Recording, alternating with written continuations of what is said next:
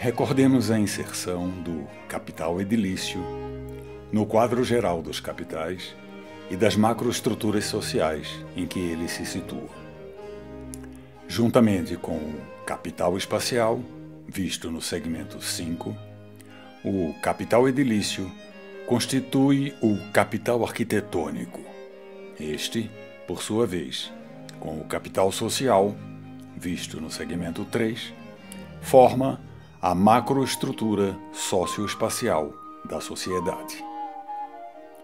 O capital edilício refere todos os tipos de prédios apropriados pelas pessoas. Como os demais capitais, o capital edilício é um tipo de recurso, ou meio, ou ativo, que a gente mobiliza na vida cotidiana ou ocasional. Também, a encenação de certo capital edilício posiciona o sujeito em certo ponto da escala social. Constitui o habitus, conceito fulcral de Pierre Bourdieu. Eu sou muitas coisas, mas, digamos, sou também a qualidade e a quantidade dos prédios dos quais eu me aproprio. Nos espaços domésticos, o capital edilício abrange do barraco de lona ou da residência precária da periferia a, digamos, uma mansão de 6 milhões de reais, passando por outras residências ou apartamentos, condomínios fechados, horizontais ou verticais. Abrange também escolas, templos, comércios, shoppings, hotéis, escritórios, hospitais, edifícios para a cultura, edifícios governamentais, galpões industriais e tantos outros. Para o conceito de capital edilício, inspiro-me em 3 vertentes teóricas. Primeiro, a partir da geografia de Milton Santos, defino a categoria de fixo fechado, espaços carimbados para certo fim: habitação, comércio, educação, cultura, administração pública, etc. Segundo, considerando a teoria da sintaxe espacial, desenvolvida inicialmente por Bill Hillier e Juliane Hanson, mais colegas da Bartlett, da Universidade de Londres, uso a categoria de espaços definidos por barreiras, que os separam sem ambiguidade do âmbito maior dos assentamentos humanos onde estão. Terceiro, inspirado na filosofia da arte, de Evaldo Coutinho, defino-os primordialmente como espaços interiores, que são mais determinísticos, organizados para funções sociais específicas, porém jardins privados contam. Portanto, o capital edilício abrange domicílios, prédios públicos ou privados para quaisquer fins, áreas livres particulares, como o gramado de um clube de golfe, etc. Todavia, este segmento será dedicado a um tipo específico de capital edilício e um âmbito empírico limitado. Relato uma pesquisa exploratória sobre os tipos de prédios que abrigam o espaço doméstico em Brasília. Reza o dictum: em Brasília, rico mora no centro, pobre na periferia. Certo, mas non troppo, como diriam os músicos. No segmento 5, vimos o verdadeiro apartheid socioespacial da capital. Contudo, vale comentar os sinões, ou, se quiserem, os pontos fora da curva. De fato, a correlação distância ao centro versus renda encosta no topo da faixa considerada grande, 67%. Aqui vemos o gráfico de dispersão dos setores censitários, com distância ao centro da cidade no eixo X e renda no eixo Y. Nesta imagem, agora das regiões administrativas de Brasília, ilustro a redução linear da renda em valores decrescentes, na linha azul, à medida que a distância ao centro cresce, na linha laranja.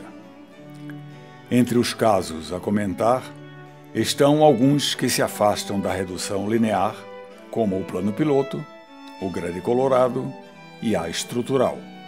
Esta última, a região mais pobre e que, no entanto, está relativamente próxima do centro. A imagem também mostra a renda versus a distância ao centro. Notem, particularmente, que o Lago Sul, a região mais rica, é pericentral, contudo valorizada pela proximidade da lâmina d'água e pelo tipo de parcelamento do solo, como veremos. Suspeitávamos que os tipos edilícios do espaço doméstico incidem fortemente nos valores dos imóveis e na correlata distribuição dos poderes aquisitivos na cidade. Daí, fizemos uma pesquisa exploratória em 11 áreas de Brasília, procurando relacionar 3 variáveis. Primeiro, o tipo edilício do espaço doméstico, ser casa ou apartamento, o tamanho do lote, a implantação do prédio no terreno, as relações com o espaço urbano imediato, etc. No caso de apartamentos, ter ou não pilotis, elevadores e garagens subterrâneas, os prédios estarem ou não em condomínios fechados com serviços complementares de lazer, etc. Segundo, a distância ao centro da área estudada. Terceiro, a renda do responsável pelo domicílio, por ser a informação mais desagregada disponível pelo Censo Demográfico do IBGE. Utilizamos os censos de 2000 e de 2010. As áreas foram escolhidas por variarem nas 3 categorias. Serão examinadas em valores decrescentes da faixa de renda superior. O bairro do Lago Sul data dos primórdios da implantação de Brasília. A ocupação iniciou-se ainda nos anos 1950, portanto, antes da inauguração da capital. Quando disponíveis, 3 informações aparecem no slide inicial de cada área estudada. Primeiro, a renda per capita média mensal do local. Neste caso, o bairro mais rico, ela é de R$ 8.117. Segundo, a distância média do bairro ao centro, como considero o cruzamento dos 2 elementos estruturadores do plano piloto de Brasília, o eixo rodoviário e o eixo monumental. Este é o centro considerado. Em torno deste ponto, se concentram serviços e 47% dos empregos da cidade. Terceiro, o tempo de deslocamento entre bairro e centro por transporte coletivo. Mas como em Brasília, 45% de todos os deslocamentos são feitos por carro, nas regiões mais ricas, o tempo de deslocamento usual cai bastante comparado ao valor indicado nos slides. Voltemos à proposta inicial de Lúcio Costa. Este desenho é parte de um dos croquis do documento fundador da cidade, a memória descritiva do plano piloto. Nos primeiros momentos do desenvolvimento do projeto, há 3 pontos a ressaltar. Primeiro, por recomendação do júri, o avião foi trasladado cerca de 500 metros para mais próximo do lago. Segundo, o projeto previa apenas 2 tipos edilícios de espaço doméstico: as casas individuais, na orla leste do Lago Paranoá, chamarei tipo 1, e os apartamentos das superquadras, chamarei tipo 2. Veremos que aos 2 tipos, outros logo se somaram, em benefício da cidade. Terceiro, pela translação do plano piloto, as asas do avião ficaram mais arqueadas para se adequarem ao relevo, e as casas individuais passaram para a outra orla do lago. De novo, notem a diferença.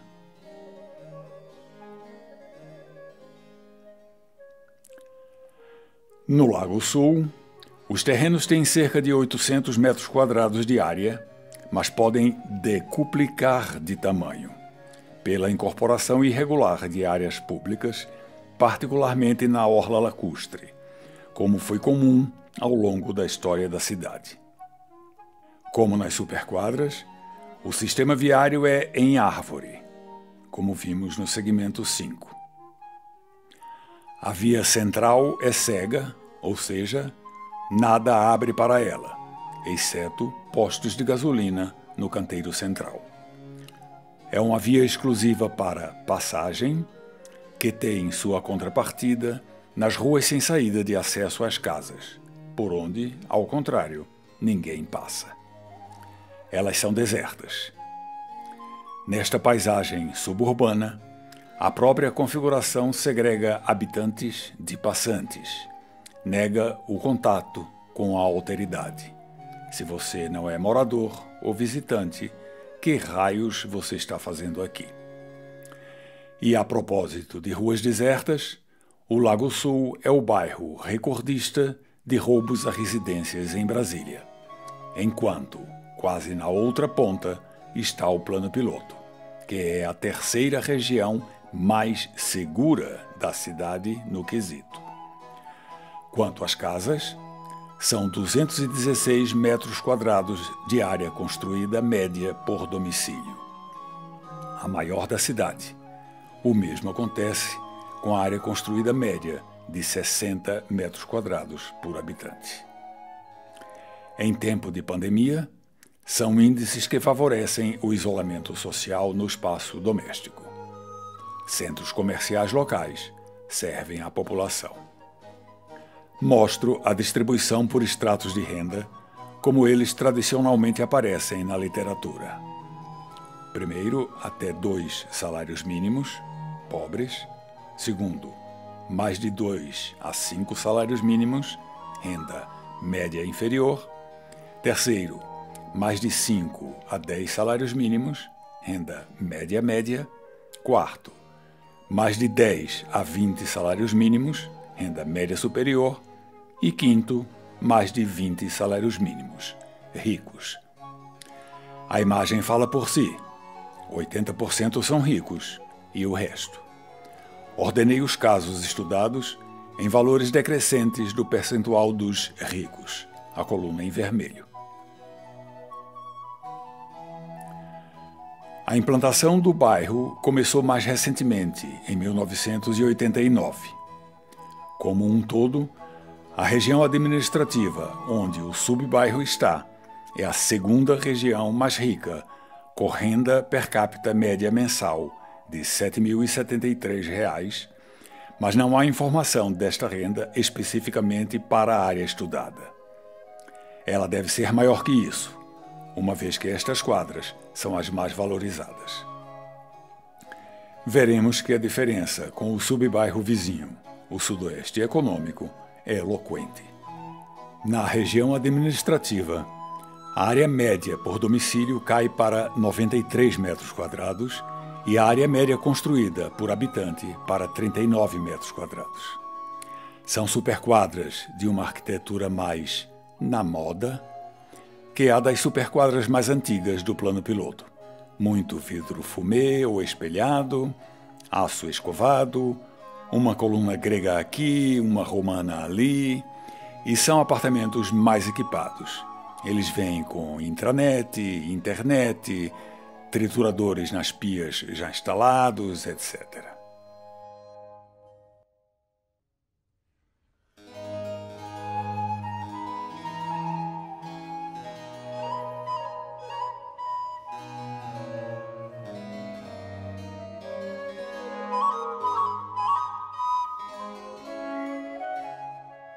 Na distribuição dos estratos, os ricos caem para 65% e há forte incremento na faixa média-alta. A Superquadra 103 Sul tem alguns dos primeiros blocos de apartamentos construídos no plano piloto. Agora estamos no coração da cidade e da metrópole, a poucas centenas de metros da esplanada dos ministérios e, no entanto, a renda cai. A distância por carro ao centro é 3 quilômetros, mas a pé é mais curta. Há moradores que não têm carro e apreciam caminhar para o trabalho. Nos blocos de apartamentos da 103 Sul, alguns sequer têm garagem subterrânea. O tipo edilício é o segundo dos 2 únicos previstos por Lúcio Costa.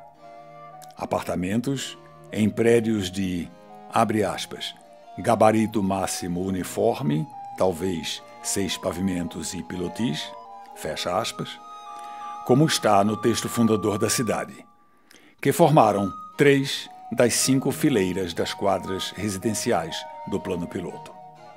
Na região administrativa, a área média por domicílio sobe um pouco em relação ao bairro Sudoeste, para 102 metros quadrados.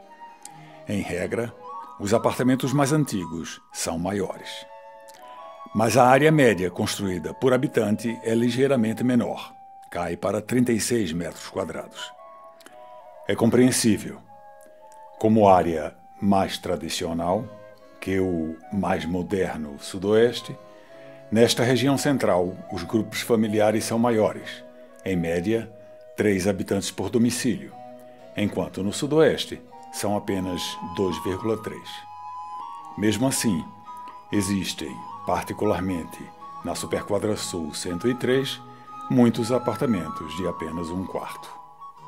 Os ricos caem mais 10 pontos percentuais, mas a diferença vai não para o médio superior, porém para as faixas inferiores.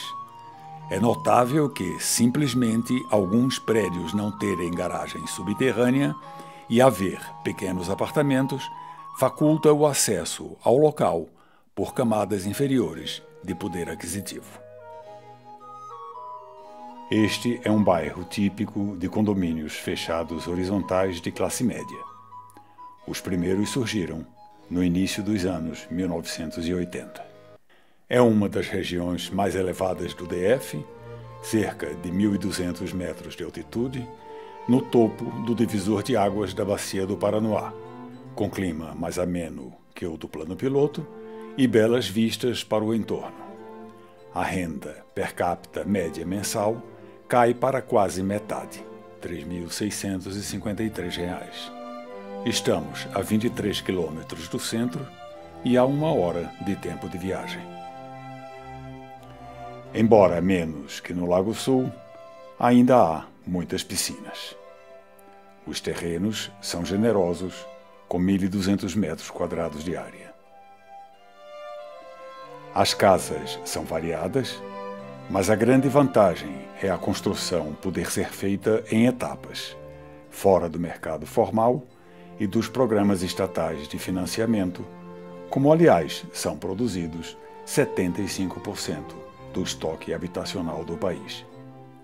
Aqui, as casas são construídas às vezes ao longo de anos, primeiro na forma de uma, digamos, churrasqueira ampliada no fundo do quintal, para onde a família muda, depois acrescentando-se o térreo na parte da frente do lote, depois eventualmente colocando em cima um primeiro pavimento. Vi pessoalmente o processo ocorrer e o modo de produção da casa faculta o acesso de famílias de menor poder aquisitivo ao local. A área construída média por domicílio sobe ligeiramente para 109 metros quadrados, mas a área média construída por habitante cai um pouco, para 30 metros quadrados. De novo, a região é mais popular e as famílias mais numerosas, agora com 3,7 habitantes por domicílio. A variedade edilícia é grande, mas em geral em torno de certo espírito neocolonial, exceto a nossa, pois aqui moramos, um ponto fora da curva, que será objeto de segmento próprio. o preço do metro quadrado do terreno, cerca de 1/10 daquele do Lago Sul, e o modo de produção do espaço doméstico referido facilitam o acesso ao lugar de famílias de menos recursos. Há uma queda nas duas faixas superiores em benefício das duas inferiores. Voltamos ao bairro Sudoeste, no entorno imediato do Avião. Agora, no subbairro Sudoeste Econômico. Como seu irmão nobre, do qual é vizinho, o Sudoeste Econômico tem praticamente a mesma posição relativa na cidade. Mas os tipos edilícios são diferentes. Em vez da superquadra tradicional de 6 pavimentos sobre pilotis, elevadores e garagens, temos 3 pavimentos, sem elevadores e sem garagem, o que baixa muito o preço dos imóveis, mas ainda há generosas áreas verdes. Entretanto, não temos ainda dados desagregados sobre a área construída média dos domicílios ou a área construída média por habitante. Os aspectos permitem o acesso ao subbairro de outro perfil de renda. As duas faixas superiores empatam pela primeira vez, seguindo-se ainda forte a média-média.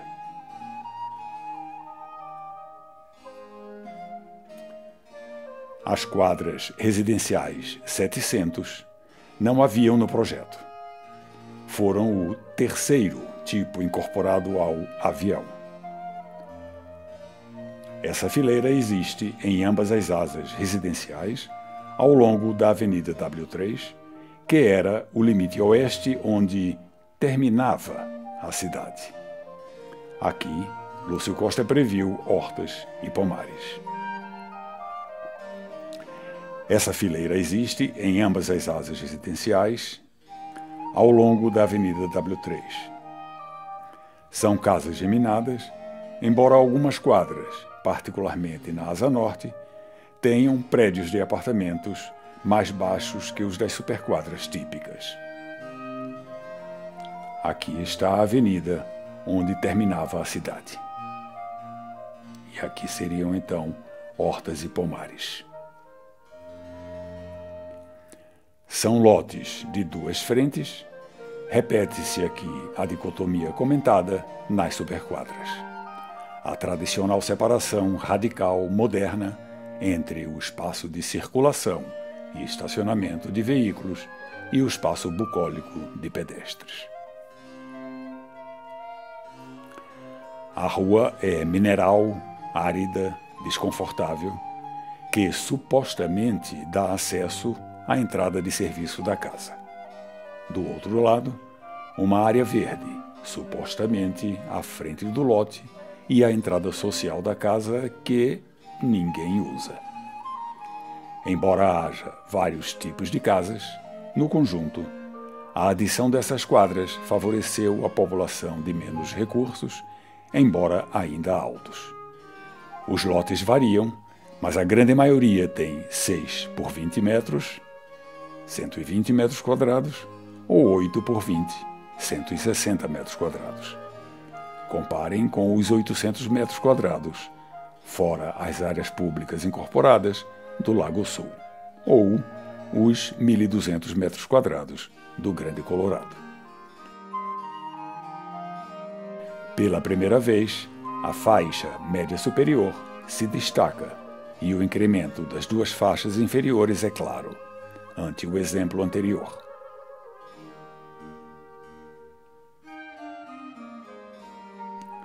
Tampouco a fileira das quadras 400, esta fileira aqui, existia no projeto original e, igualmente, elas contribuíram para aumentar o acesso de famílias de menos recursos ao plano piloto. Ao contrário dos 6 pavimentos sobre pilotis, aqui são apenas 3. Nosso estudo abrangeu, particularmente, as quadras 409 a 412, porque aqui ocorre o 4º tipo edilício doméstico, incorporado ao Avião, os chamados blocos JK, com 3 pavimentos, mas desta vez estão sentadinhos no chão, sem garagens ou elevadores, como no Sudoeste Econômico, mas agora tampouco há pilotis, a marca registrada das superquadras de Brasília. A faixa rica fica pela primeira vez em terceiro lugar e há claro incremento na média inferior.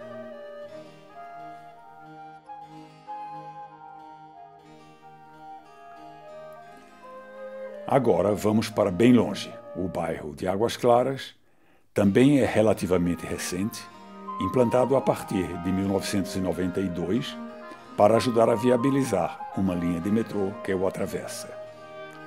Estudei a parte do bairro chamada Águas Claras Vertical, dada a sua especificidade. Como o nome diz, são condomínios verticais, apresentando a mais alta densidade urbana do Distrito Federal, 261 habitantes por hectare. As torres chegam a 40 pavimentos, e na tendência comum em outras cidades brasileiras, os condomínios são providos de sofisticados equipamentos de lazer dentro dos lotes que definem um espaço público de péssima qualidade. Ruas ladeadas por infindos muros cegos que escondem garagens no térreo. A exceção corre por conta de pequenos centros comerciais que se esboçam nas principais avenidas.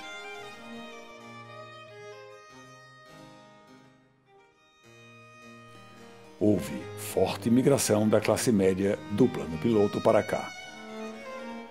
A área construída média por domicílio é 105 metros quadrados e a área construída média por habitante é 37 metros quadrados. Os valores são quase idênticos aos do plano piloto, 102 metros quadrados e 36 metros quadrados, respectivamente. Assim como é quase a mesma a composição familiar. Aqui, 3,1 habitantes por domicílio. Lá, 3. Mas em Águas Claras, o preço do metro quadrado construído custa a metade, em média, daquele dos apartamentos da área central de Brasília. E a renda per capita média mensal é 33% menor.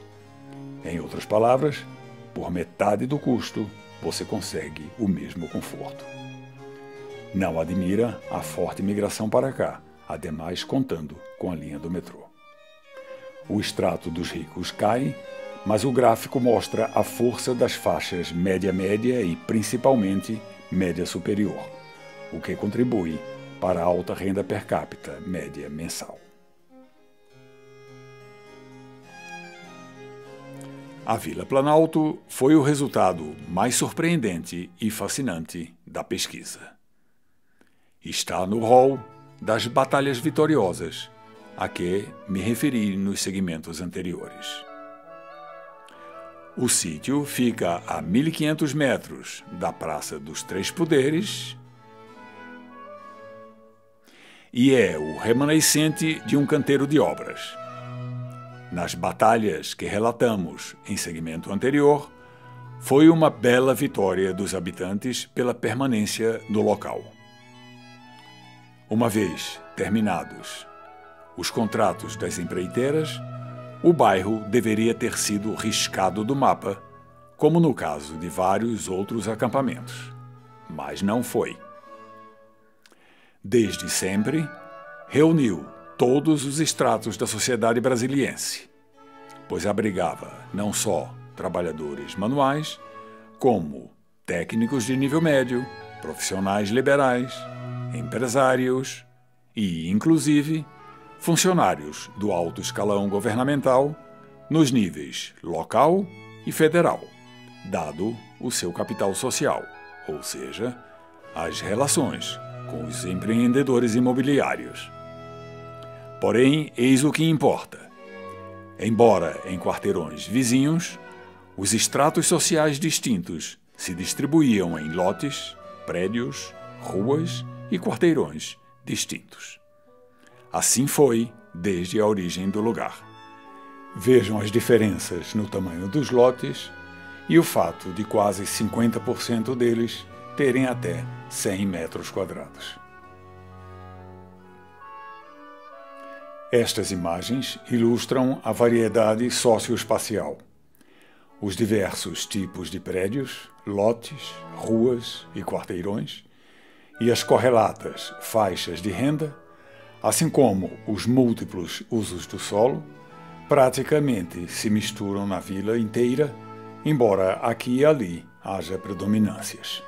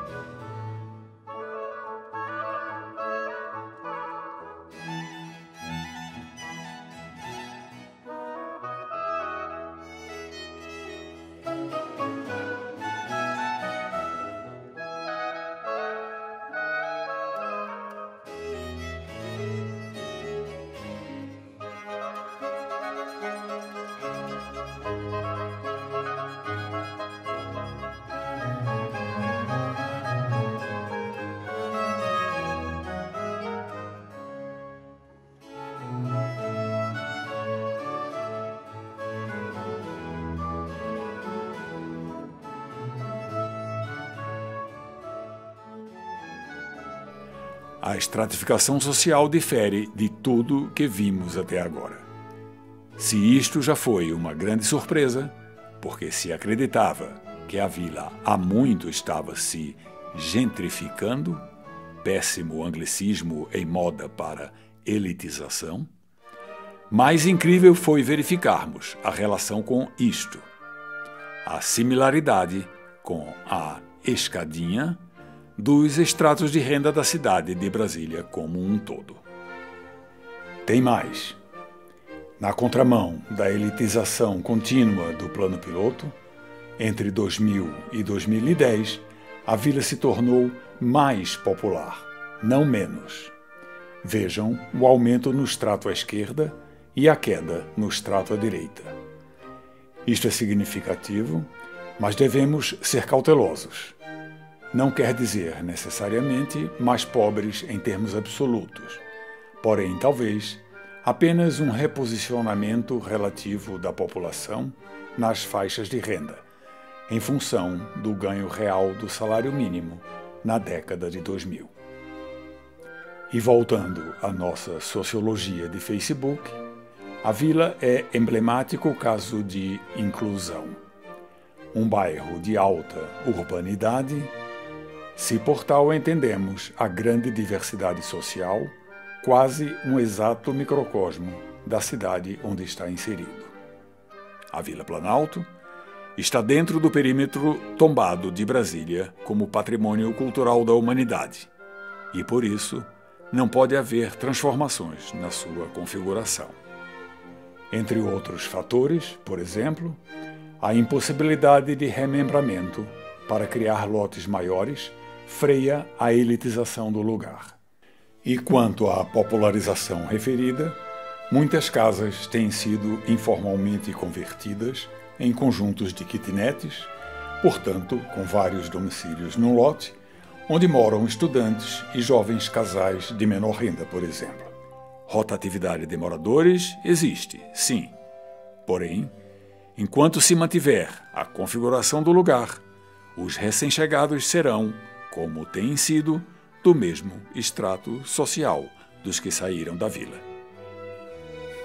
O Recanto das Emas é uma região administrativa que surge em 1993 como parte de uma política de forte expansão da área urbana promovida pelo governo local. Na época da primeira fase desta pesquisa, depois do censo de 2000, o Recanto das Emas, a 37 quilômetros do centro, era a região mais pobre. Não é mais. Há 5 regiões mais pobres que ela, resultado de pequena ascensão social aqui relativamente às outras áreas, mas principalmente pela redivisão administrativa que autonomizam áreas pobres ante outras regiões mais ricas onde estavam inseridas, como o Varjão, a Fercal e, principalmente, a Estrutural. São pequenas habitações unifamiliares, a área construída média por domicílio é 69 metros quadrados, resultando 18 metros quadrados de área construída por habitante, em terrenos de 10 por 15, com 3,8 habitantes por domicílio. Na estratificação de renda, os pobres agora são 60%, quando na Vila Planalto, exemplo anterior, eram 40%, e praticamente somem as duas faixas superiores de renda. A região administrativa estrutural tem sua origem nos primórdios da capital, nos anos 1960. É hoje a mais pobre, com a mais baixa renda média per capita mensal do DF, R$ 570. Seus habitantes trabalhavam como catadores no antigo lixão, hoje desativado, e por conta da localização do lixão, ela é relativamente bem situada na configuração urbana da cidade. A infraestrutura é muito precária, a violência graça, os moradores não têm alternativa se não produzirem casas como enclaves fortificados. Há total negação da relação entre o interior das residências e o espaço público. Grande parte dos terrenos tem 8 por 12 metros, ou seja, 96 metros quadrados. A área construída média por casa é 61 metros quadrados. A área construída por habitante é a menor do DF, 15 metros quadrados. E o número de habitantes por domicílio, de 3,9, só perde, por pouco, para a Vila Planalto, com 4,1.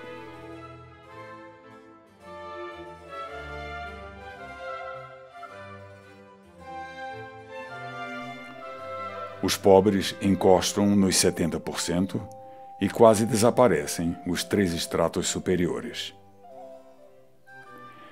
Algumas dezenas de quilômetros e 3 décadas separam a Estrutural da antiga Vila Paranoá, riscada do mapa em 1989, comentada no segmento 3.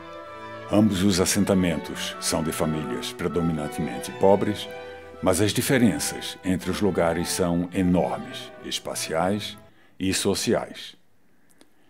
No Paranoá, um processo de ordenamento de baixo para cima criou o sistema chamado colar de contas, irregularidade geométrica com forte organização espacial. Na estrutural, em sua maior parte, um processo de ordenamento de cima para baixo, fruto de greleiros de terras que se aproveitam da pressão popular por habitação, gerou essa malha ortogonal. No Paranoá, as casas eram francamente abertas ao espaço público e os próprios quarteirões eram permeáveis com passagens entre as residências. Processos de ajuda mútua no cotidiano eram facilitados pela possibilidade de ver ou chamar vizinhos, mesmo de dentro das casas, num raio de 360 graus. Na estrutural, esse modo de vida é quase proibido pela configuração. No entanto, para além da vizinhança, fortes movimentos sociais se organizam para diversos fins, artísticos e educativos, de capacitação profissional, de monitoramento de políticas públicas, de economia solidária, pela autonomia econômica das mulheres, pelas questões fundiárias, etc.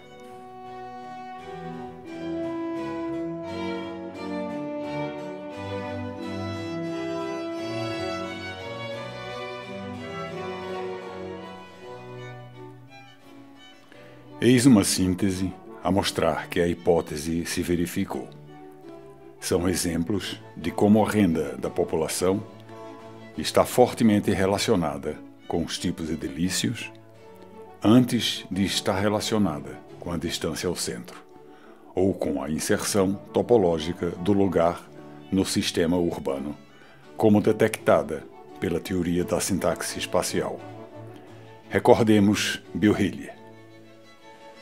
Lugares não são coisas locais. São momentos em coisas de grande escala, as coisas de grande escala que chamamos cidades. Lugares não fazem cidades. São as cidades que fazem os lugares. Vasta evidência empírica mundo afora tem mostrado que a hipótese se verifica. Lugares mais acessíveis puxam não só atividades centrais, como também as parcelas mais ricas da população. Dei exemplos aqui em Brasília. No entanto, este estudo indica que precisamos estar atentos a fatores que se impõem sobre e negam a, digamos, vocação sistêmica do lugar. Aqui, a região mais rica, o Lago Sul, está em linhas verdes e azuis no mapa axial, e a região mais pobre, a estrutural, está pendurada em linhas laranja, e os casos intermediários são, igualmente, pontos fora da curva. Isoladas ou superpostas, circunstâncias paisagísticas, a orla lacustre, ideológicas, a excentricidade do plano piloto, sociais, os catadores do lixão, e políticas, a força dos moradores da Vila Planalto, se impuseram a, abre aspas, cidade como economias de movimento, fecha aspas, expressão cunhada por Bill, ou seja, a cidade que organiza pessoas e atividades no espaço como resultado da configuração viária que gera os fluxos mais intensos, que puxa as atividades centrais e a riqueza para os eixos mais acessíveis, etc., como vimos no segmento 5 e que não se verifica nos exemplos aqui estudados. Mais 3 pontos para quase concluir. Primeiro, comparem a renda da asa sul, mais rica, com a da asa norte, ligeiramente mais popular. Nesta última, primeiro, deparamos com o quinto tipo edilício doméstico imprevisto no corpo do avião. As moradias sobre os comércios locais, que existem na asa norte, mas não existem na asa sul. Na asa norte, proliferam kitnets, onde moram, por exemplo, muitos estudantes, particularmente nas quadras mais próximas ao campus Darcy Ribeiro, da Universidade de Brasília. Segundo, também na Asa Norte, há um sexto tipo edilício para moradia, também imprevisto no avião.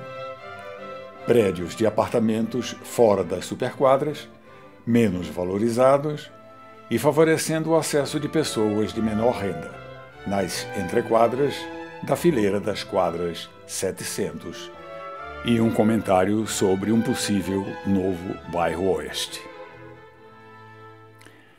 Com raras exceções, o que temos hoje e o que se segue fazendo são bairros homogêneos para ricos, ou para pobres, ou para a classe média, e sabemos que certos tipos edilícios correspondem a certos estratos.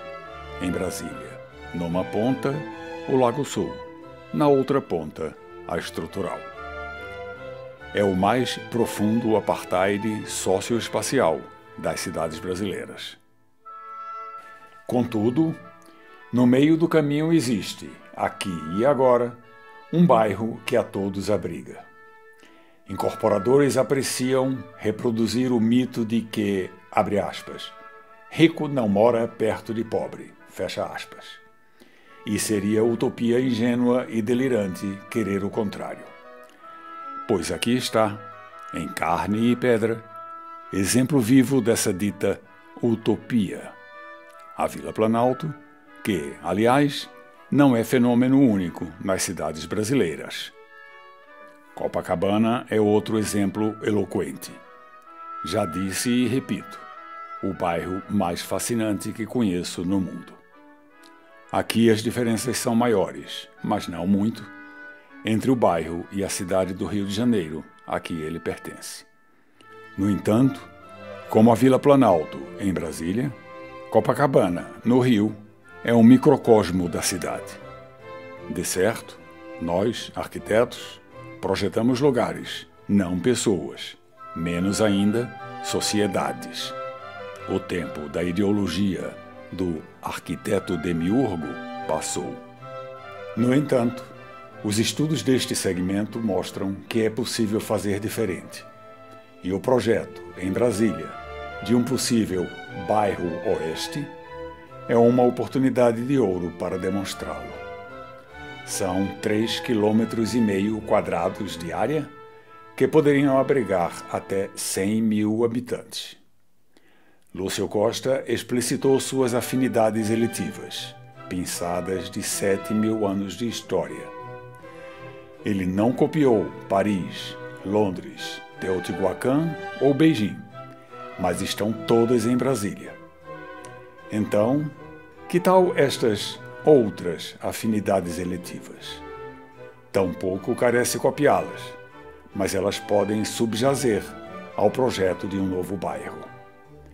Multifacetado, ele poderá variar em tipos edilícios e usos do solo, de prédios para apartamentos de luxo, numa ponta, a lotes para cooperativas habitacionais, visando a programas de autoconstrução mediante multirões, na outra, com diversas alternativas pelo meio do caminho. Assim concebido, o bairro Oeste combaterá o forte desequilíbrio da cidade quanto às relações entre o local das moradias, do trabalho e dos serviços e quanto à segregação socioespacial da metrópole brasiliense. O novo bairro estará no coração morfológico da cidade, como vimos no segmento 5. Oportunidades como esta escasseiam na capital. Um concurso nacional de projeto viria a calhar. Vimos neste segmento correspondências entre casas e gentes. Na arquitetura, não vale o tanto faz. Nosso traço não é inconsequente, ele tem efeitos. Claro, a dimensão temporal, assim como condições históricas e ambientais específicas, subjazem a cada exemplo. Mas que tal olhar para estes lugares e procurar aprender com eles, procurar traduzir suas realidades para outras circunstâncias, em outras cidades brasileiras? É possível e desejável. De certo, também, o desenho de um bairro ou de uma cidade contribui, mas, por si só, não resolve o problema da moradia nas cidades brasileiras. O controle de acesso à terra urbana, o freio à especulação fundiária e imobiliária, a localização do bairro em áreas acessíveis da urbe, outras formas de acesso à moradia que não à propriedade privada da casa, entre outras, são condições sine qua non para uma cidade mais inclusiva e que não foram tema deste estudo. Para quase encerrar este segmento, refiro 4 afirmações de Lúcio Costa e faço 4 perguntas que elas motivam. Primeira, cito: o problema é de fundo histórico, econômico e social, portanto, de governo e de ideologia política. E a pergunta é: projetar um bairro ou uma cidade não é, em boa medida, definir a sociedade que vai habitá-los? Segunda, cito: as diferenças de padrão de uma quadra a outra decorrerão apenas de uma maior ou menor densidade, do maior ou menor espaço atribuído a cada indivíduo e a cada família, da escolha dos materiais e do grau de requinte do acabamento. E a pergunta é: tipos edilícios não precisam variar muito mais que isso? Terceira, cito: teria sido pior que tolice, um crime, planejar a cidade na medida da realidade subdesenvolvida atual. E a pergunta é: o crime não terá sido afastar a realidade subdesenvolvida atual para periferias distantes, criando o maior apartheid socioespacial das cidades brasileiras? Quarta, cito: e como, capitalismo ou socialismo, a tendência universal, apesar da contestação desbragada e romântica, é todo mundo virar, pelo menos classe média, o chamado plano piloto pode ser considerado uma antecipação. E a pergunta é: o que fazer enquanto a tendência universal não se realiza?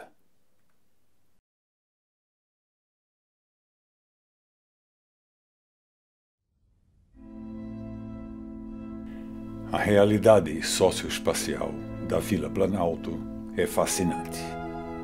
No entanto, a referência a ela não pode omitir um acontecimento trágico, silenciado na história oficial de Brasília e muito mais violento que a derrubada das casas da antiga Vila Paranoá em 1989.